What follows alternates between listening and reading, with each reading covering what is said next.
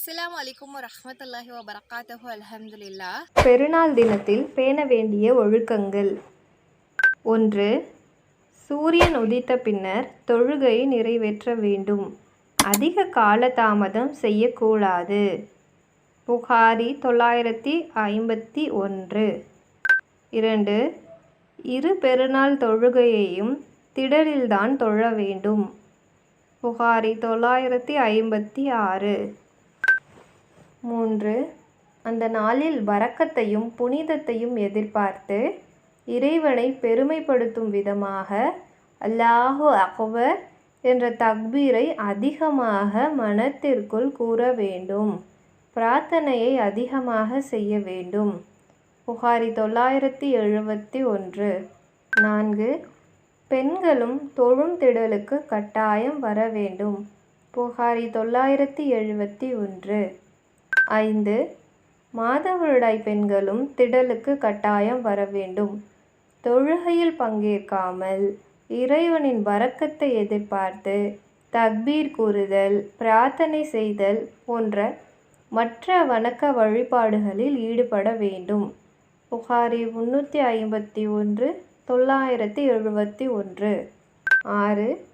பெருநாளுக்கு செல்லும்போது ஒரு வழியிலும் திரும்பும்போது மற்றொரு வழியிலும் செல்ல வேண்டும். புகாரி 986. 7. ஹஜ் பெருநாள் தொழுகைக்கு பிறகுதான் சாப்பிட வேண்டும். இப்னு குசைமா 1426. 8. இரு பெருநாள் தொழுகைகளுக்கு முன்பின் சுன்னத்துகள் கிடையாது. புகாரி 1431. 9. இரு பெருநாள் தொழுகைக்கும் மற்ற தொழுகையைப் போல் பாங்கும் இகாமத்தும் கிடையாது. அபுதாவுத் 9609. 10. 2 ரகாத் தொழ வேண்டும். முதல் ரக்காத்தில் 7 தக்பீர்களும் இரண்டாவது ரக்காத்தில் 5 தக்பீர்களும் மொத்தம் 12 தக்பீர்கள் பெருநாள் தொழுகையில் சொல்ல வேண்டும். அஹ்மத் 6401. 11. இரு பெருநாள் தொழுகையிலும் திடலில் தொழும் பொழுது இமாமிற்கு முன்னால் எதையாவது தடுப்பாக வைத்து கொள்ள வேண்டும். புகாரி 973. 12. இரு பெருநாள்களிலும் மிம்பரில் உரை நிகழ்த்தக்கூடாது. தரையில் நின்றுதான் சொற்பொழிவு நிகழ்த்த வேண்டும். புகாரி 956.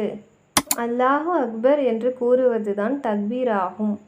பெருநாளைக்கு என நபிகள் நாயகம் ஸல்லல்லாஹு அலைஹி வஸல்லம் தனியான எந்த தக்பீரையும் கற்றுத்தரவில்லை.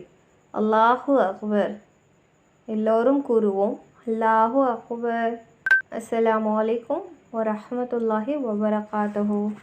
சதக்கத்துல் ஜாரியாவாக அமைய இதை அதிகம் பகிரவும்.